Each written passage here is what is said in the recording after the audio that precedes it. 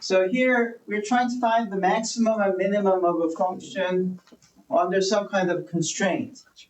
Anytime you see such a problem, you should immediately think of Lagrange multipliers, which is gradient of f equals to some lambda times gradient of g. Okay? That should come to your mind. Anytime you see some equation, and then there's a max min. If you're lacking any equation, if it just says find the max and min of this without any other constraint, then in that case you have to find the critical points and use Hessians and figure out the local and local max, local min, and then think about which of the local or local min or max are global maximum minimums. Okay, but here it's a constraint one, so you have to use that. All right. Now, before you do anything, one thing that you have to be careful about when you apply the Lagrangian multiplier is that this g has to be the constraint, but constraint has to be always written in the form of some function of x, y, z equals to a number. And this left side has to be the g. Now, as you can see, this is not in that form, right? This is not in the form of something equals to a number. So don't even attempt to do the Lagrange multiplier before you move everything to the left side. You can move the entire thing to the left side, but 9 can stay on the right side if you want to, okay? All right, so we're going to first move. We're going to add 2y both sides and subtract 2z both sides, plus 2y minus 2z. We do that both sides so that they cancel away, which means you get x plus 2y minus 2z equals to 9. Okay?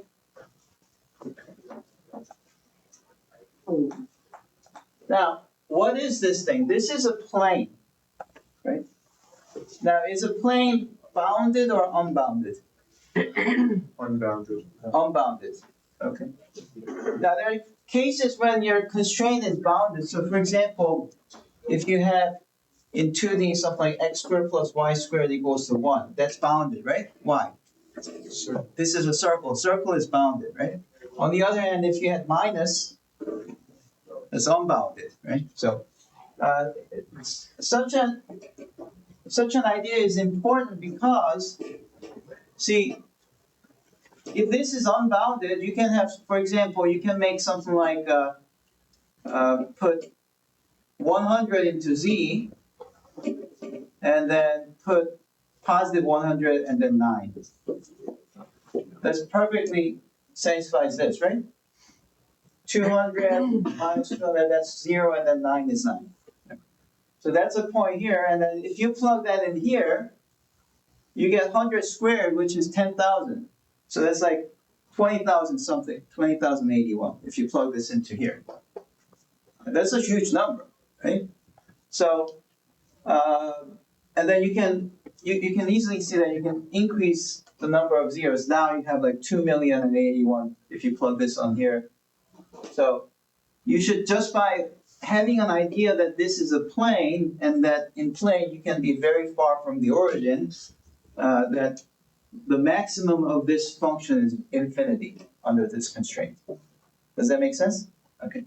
So that's something that you can't really figure out by doing computation. You need to have the idea that this is a infinite plane, and if you are very far from the origin, these values could be very big, so the value of this function can go to infinity. So that's the first thing that you can say. Since there are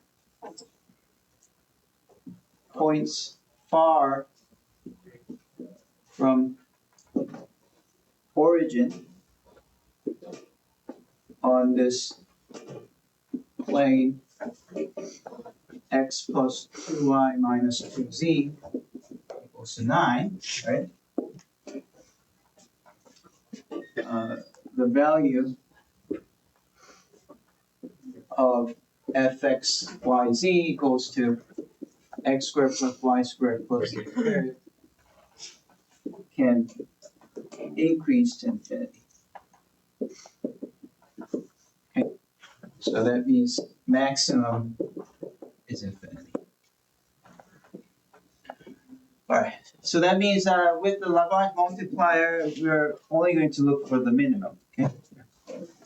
Of course, if there was no constraint, this has a minimum, right? If you didn't have to obey this constraint, what's the minimum value of this? Can anyone tell me?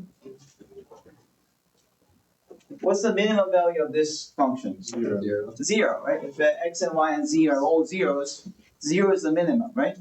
You can never go below zero because you're squaring it, so you can't get any negatives, okay? Now, interestingly enough, if you're allowed, if this question was with z to cubed, now even the minimum will be negative infinity because cubes can be negatives, and you can easily find points on here where you're far from the origin, but z is like negative 1,000. Those points will have, if this was cubed, then even the minimum wouldn't exist. Okay?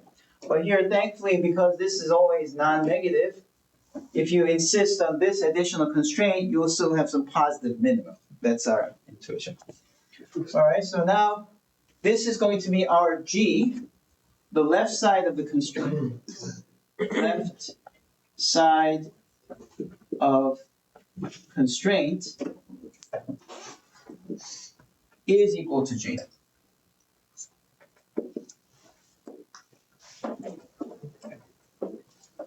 So let's calculate gradient of f.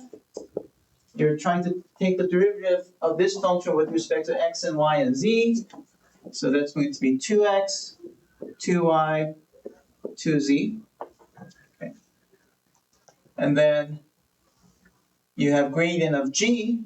Oh, this time it's easy. It's just differentiate this by x and then y and z. You get 1, 2, and negative 2. And therefore, if you set gradient of f equals to lambda times gradient of g, that gives you that 2x, 2y, 2z is equal to lambda times 1, 2, negative 2. And since multiplication by a constant or multiplication by a scalar means you multiply the individual coordinates, you have lambda, 2 lambda, and negative 2 lambda, so that you get 2x equals to lambda, 2y equals to 2 lambda, 2z equals to negative 2 lambda. So that when you solve for x, y, z, you get x equals to lambda over 2, y equals to lambda, z equals to negative lambda. Wait, what's the value of lambda? What's going on? We have x, y, z, and lambda, 4 unknowns, but we only had 3 equations. So there's something else that we should do in order to figure out the value of lambda. What should we do? The constraint provides the 4th equation. Never forget that. It's because often Lagrange multipliers are just presented this way. When you just follow that, you'll always be one short of another equation, which is the constraint itself. Okay, so we're going to put these into the constraint, which says lambda over 2 plus 2 times lambda minus 2 times negative lambda is equal to 9. And that's like 4 over 2, 4 over 2, 1 over 2. So that's 9 over 2 lambda equals to 9. And solving this gives you lambda equals to 2. Plug that back into here. And that gives you the values of 1, 2, and negative 2. Okay. So that's the point where you get the minimum. So let's evaluate the function at 1, 2, negative 2, which is 1 squared plus 2 squared plus negative 2 squared. That's 9. So this is a minimum.